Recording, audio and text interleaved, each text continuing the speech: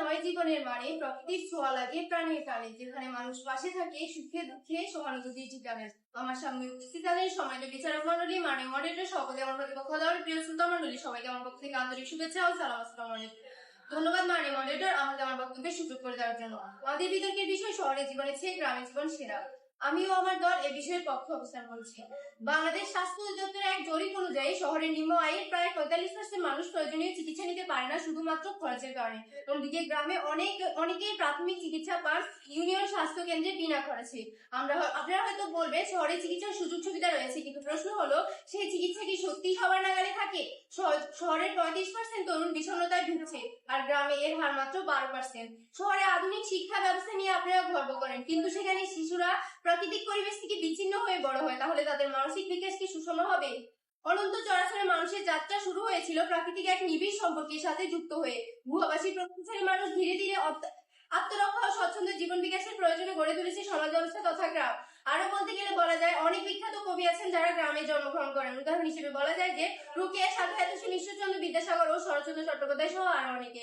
জীবনযাত্রার ব্যয় ও নির্ভরতা। শহরের জীবন মানে খরচের উপর খরচ, বাসা ভাড়া, বিদ্যুৎ বিল ইত্যাদি সবকিছুতেই থাকে টানাটানি। তাহলে আমরা কিভাবে শহরের জীবনকে সুখী বা ভালো বলতে পারি? অন্যদিকে গ্রামের জীবনে নিজের জমিতে নিজের গড় থাকে, যার কোনো বাসা ভাড়া দিতে হয় না, এবং নিজের হাতে লালন পালন করা হাঁস মুরগি এসব কিছু নির্ভর করে নিজের উপর, যাতে কোনো ভেজালও নেই। ঢাকার একটি রিপোর্ট অনুযায়ী শহরে বসবাসরত একটি পরিবারে মাসে 35 থেকে 40,000 টাকা ব্যয় হয়, আর গ্রামে এর হার মাত্র 12 থেকে 15,000 টাকা।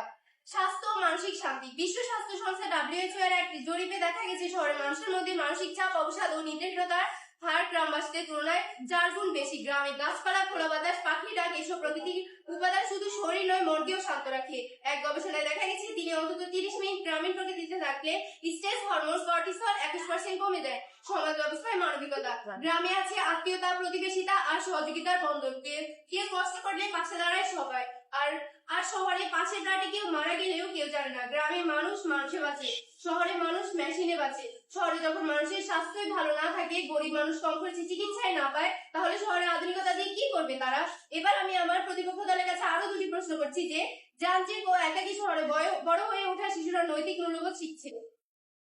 দ্বিতীয়টা হলো শহরের জীবন যদি এত উন্নত হয় তাহলে কেন মানুষ বারবার গ্রামে ফিরে যাওয়ার স্বপ্ন দেখে? 2023 সালে WHO এর একটি রিপোর্ট অনুযায়ী বাংলাদেশের শহরাঞ্চলে হৃদরোগ, ডায়াবেটিস, ক্যান্সার ঝুঁকি বেশি।